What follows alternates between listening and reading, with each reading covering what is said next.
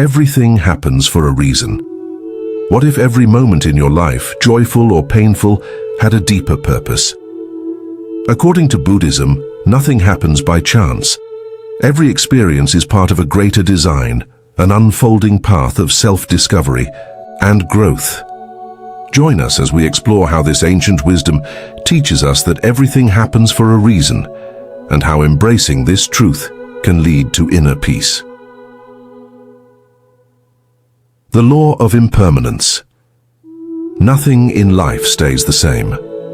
The seasons shift, our emotions rise and fall, relationships evolve, and even our bodies transform over time. In Buddhism, this truth is known as anicca, impermanence. It's one of the fundamental realities of existence. Suffering arises when we resist this truth. We want happiness to last forever and hardship to disappear instantly. But life is a continuous flow. The key is not to cling or resist, but to accept each moment with serenity. Think of nature. A river doesn't stop. It flows, adapting to every curve and obstacle. A tree loses its leaves in autumn without fear, knowing that spring will bring renewal. We too can learn to release what no longer serves us, trusting that change is not an end, but a transition to something new. Accepting impermanence is liberating.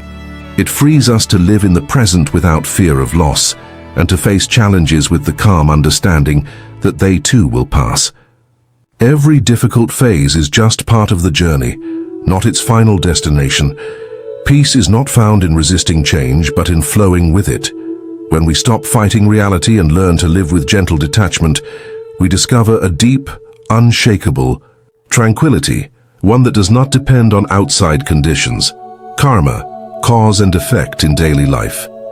In Buddhism, nothing happens randomly. Every action, thought and word we express sends energy into the world, energy that inevitably returns to us. This is karma, the law of cause and effect. Karma isn't about punishment or divine judgment. It's a natural law, like gravity. Whatever we put out into the world, through our choices and intentions, shapes our future. The ripples of our actions may be subtle or far-reaching, immediate or delayed, but they always make an impact. Imagine tossing a stone into a calm lake. The ripples spread outward, touching every part of the surface. Our lives are like that. Every decision, no matter how small, creates ripples that affect us and those around us. Some consequences appear quickly, others unfold over years. But one thing is certain: everything we do leaves a mark. Understanding.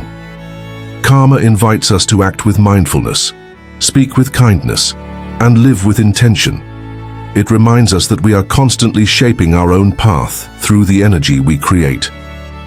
When we embrace impermanence and live with awareness of cause and effect, we begin to align with the natural rhythm of life. And in that alignment, we discover something profound: peace, clarity, and the power to transform ourselves moment by moment. Karma, the energy we create. Karma is not only about what we do, it's also about what we think and feel. A person consumed by hatred or resentment, even if they never act on those emotions, still generates negative energy that shapes their inner world and outer reality. On the other hand, someone who nurtures compassion and patience even in difficult times radiates peace and creates harmony around them. The quality of our life is shaped by the quality of our mind and actions. Sometimes it seems that people who do wrong thrive, while those who live virtuously face hardship. This can feel unfair, but Buddhism teaches that karma doesn't always produce immediate results. It's like planting seeds. Some sprout quickly, others take time. But every seed grows, and every action bears fruit, sooner or later. Karma and personal responsibility. Karma also invites us to take responsibility for our lives. Often, we blame others or outside circumstances for our suffering, but if we look honestly, we may see how our own actions, choices, or attitudes have played a role in our current experience. This isn't about blame or guilt.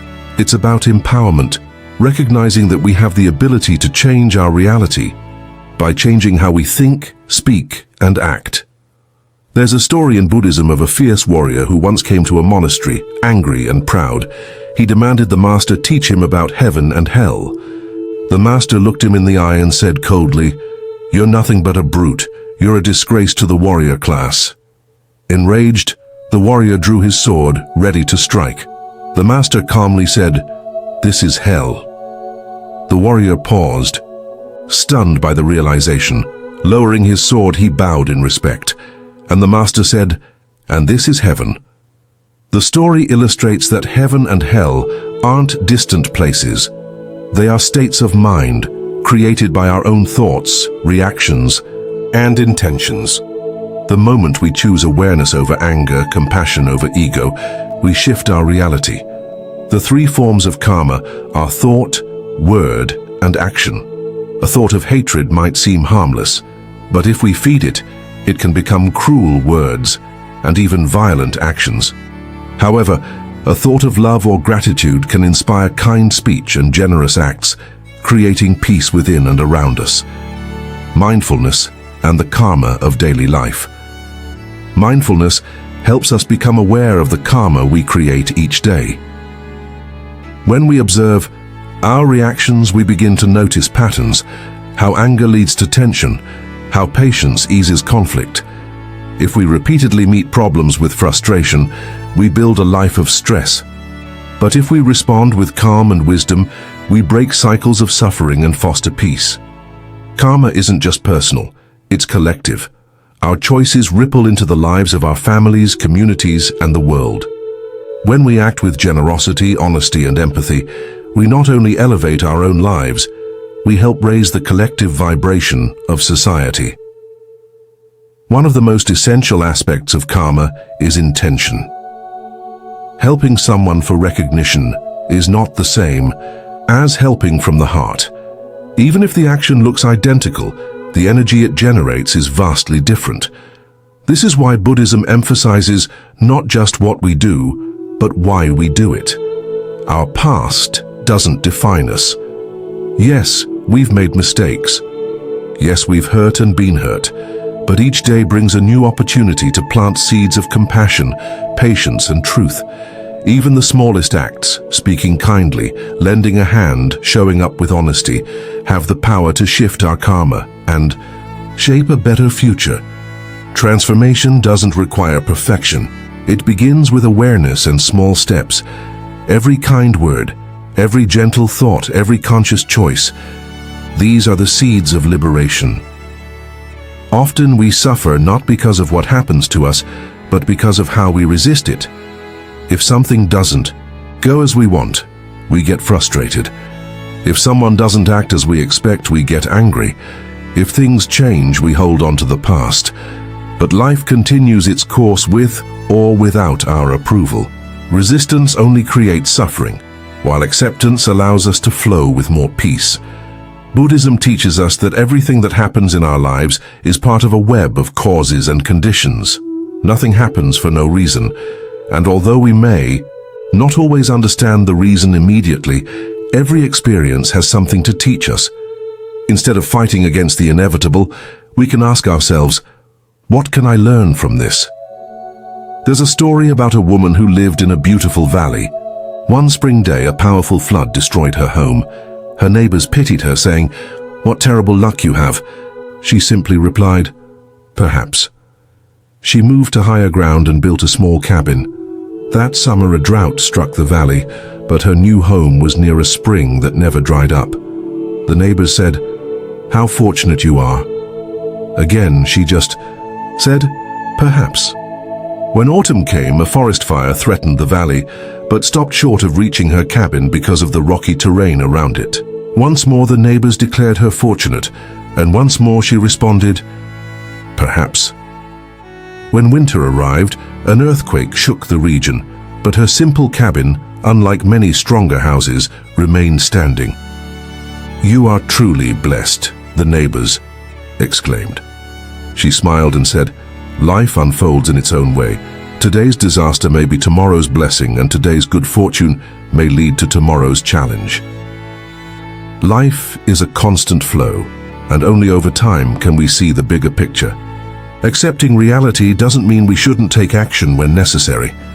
If something causes us suffering and we can change it, we should. But if something is beyond our control, fighting against it will only bring more distress. Wisdom lies in knowing the difference between what we can change and what we must accept. The practice of acceptance is strengthened through meditation and mindfulness. When we meditate, we learn to observe our thoughts without judging them or trying to change them. We realize that emotions come and go like clouds in the sky. Over time, this helps us accept life's situations with more calmness. One of the greatest challenges is accepting others as they are. Often we suffer because we want to change people, for them to be more affectionate, to think like us, to act in a certain way. But each person is as they are, with their own process and learning. When we stop trying to control others and accept them with their light and shadows, our relationships become more harmonious. Acceptance doesn't mean approving everything that happens. If someone treats us poorly, it doesn't mean we should tolerate it. But we can accept that person as they are without expecting them to change so that we can be at peace. Instead of fighting against reality, we can decide how we want to respond to it. It's also important to learn to accept ourselves. Often we are our own harshest critics, punishing ourselves for our mistakes or wishing we were different. But self-compassion is key to well-being. Accepting ourselves doesn't mean we don't want to improve, but it means we stop fighting against ourselves and start treating ourselves with more kindness. Change is inevitable in our lives. Seasons change, people come and go, circumstances shift. When we resist these natural changes, we create unnecessary suffering for ourselves. But when we learn to flow with life's rhythms, appreciating what comes, letting go of what leaves, we discover a more peaceful way of being. This doesn't mean passivity, but rather a wise engagement with life as it unfolds moment by moment. The journey toward acceptance is lifelong. Some days we flow easily with life's currents. Other days we struggle against them. But with practice, we gradually learn to release our grip on how things should be and embrace how things are. In this acceptance, we find not resignation, but freedom.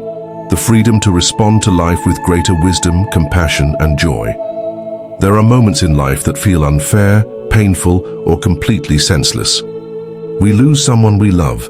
We fail despite our efforts. We face obstacles we never saw coming. In those moments, it's easy to ask, why me?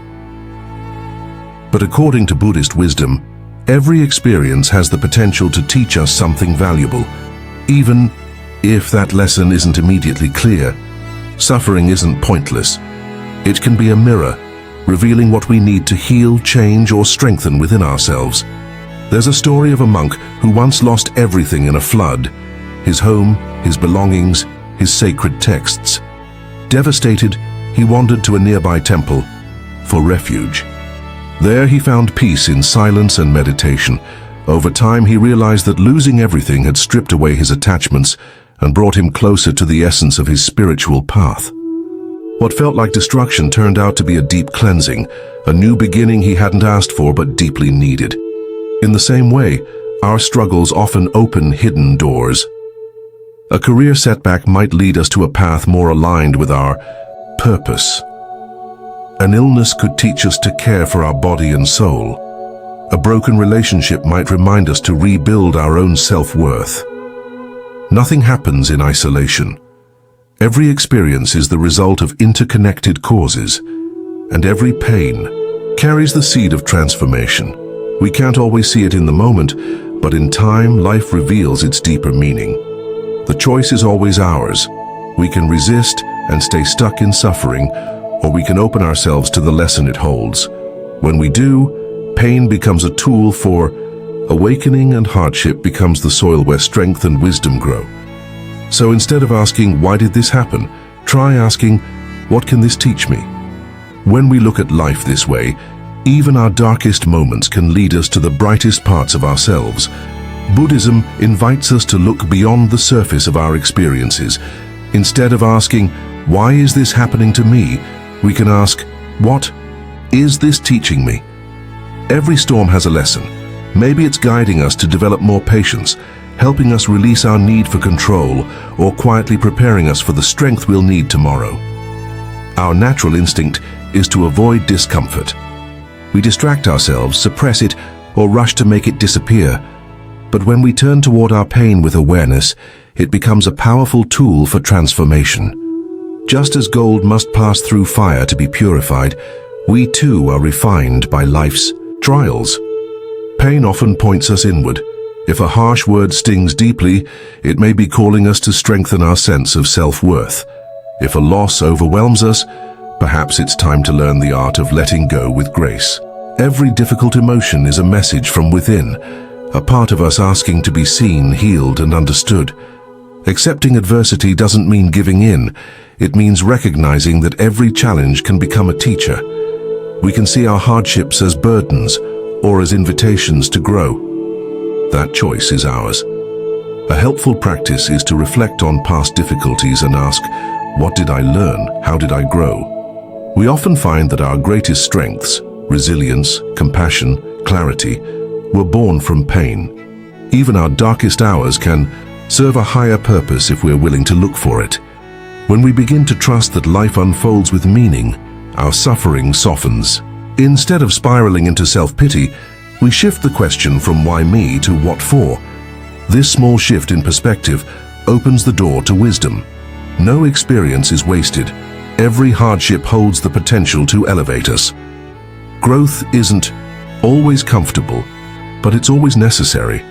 Life is constantly shaping us, and the most difficult moments often lead to the most profound insights, if we're brave enough to face them.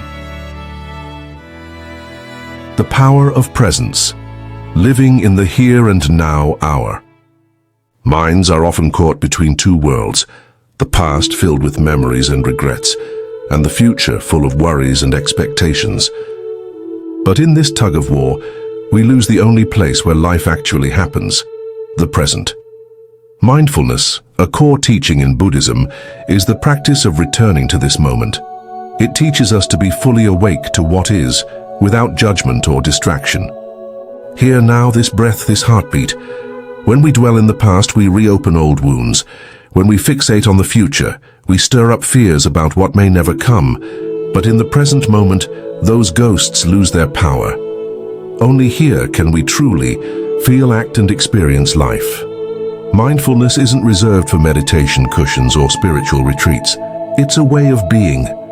It's eating slowly, tasting each bite instead of rushing through a meal. It's listening to someone with full attention instead of thinking about your reply. It's walking and actually noticing the rhythm of your steps, the texture of the air, the feeling of the earth beneath your feet. The present moment is simple, but it's not always easy to stay there. It takes intention, but with practice it becomes the doorway to peace. By anchoring ourselves in the now, we reconnect with life in its purest form. We begin to experience joy not from the next big thing, but from the small sacred details of today. And that's the essence of mindfulness. Not escaping life, but entering it more fully, with awareness, with calm, with open eyes and an open heart. Many of us go through life distracted, constantly juggling multiple things at once. We check our phones while talking to others, think about work during family time, and review our worries even while eating. We're physically present, but our minds are elsewhere. This split focus not only prevents us from truly experiencing life, but it also increases stress and anxiety. The practice of mindfulness offers a remedy, helping us reclaim our ability to be truly present in the here and now. In Buddhism, the mind is often compared to a restless monkey, jumping from one thought to another without rest. Meditation is a practice that teaches us to calm that monkey, helping us focus on the present moment. In the beginning, mindfulness can feel difficult. Our thoughts may race, and it might seem impossible to silence them. But with time, we become more aware of our thinking patterns and gain the ability to choose where we place our attention. A simple mindfulness exercise is to focus on the breath, watching how the air enters and exits the body naturally, without trying to control it. Every time our mind drifts away, we gently bring it back to the breath. This small focused practice helps train our mind to stay in the present moment. Mindfulness doesn't require us to eliminate all our thoughts. Instead, it teaches us to observe them without getting entangled. Imagine your mind as a vast sky, with your thoughts being clouds floating by. You don't need to grab hold of any cloud or try to push it away. You simply let each one pass without attachment. Living mindfully helps us realize that many of our worries are unnecessary. Often suffering arises when we dwell on past regrets or anxieties about the future. But when we root ourselves in the present moment, we discover a peace that isn't dependent on external circumstances. Mindfulness also empowers us to respond consciously rather than react impulsively. How often do we let anger, fear, or frustration take over? With mindfulness, we create space between a trigger and our response. We can choose to act with calmness, clarity, and wisdom, rather than being swept away by our emotions. Buddhism teaches that every moment is an opportunity to awaken. We don't need to wait for a retreat or a special occasion to practice mindfulness. It's a quality we can bring to every moment of our daily lives. Whether we're washing our hands, sipping a cup of tea, or listening to a bird's song, we have the chance to fully experience the present moment. Life is happening right now, and every instant holds value if we learn to appreciate it. Many people search for happiness as if it's something to be achieved in the future, when they land a better job, meet the perfect partner, or accomplish a particular goal. But true happiness isn't waiting for us in the future. It exists in how we live the present. If we never learn to be present, we'll forever chase after something that feels just out of reach. Living with mindfulness allows us to see the beauty in everyday moments. It helps us savor the little things that often go unnoticed.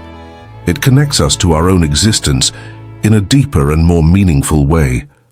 Mindfulness doesn't promise a life free of problems, but it gives us the clarity and perspective to face those problems with greater ease without getting lost in the mental drama. Every moment in our life offers us the chance to practice mindfulness. We don't need to start with anything grand.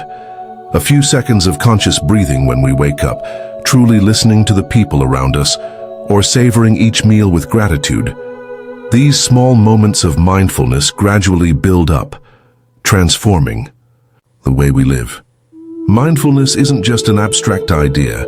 It's a practical tool that allows us to find peace amidst the chaos of everyday life.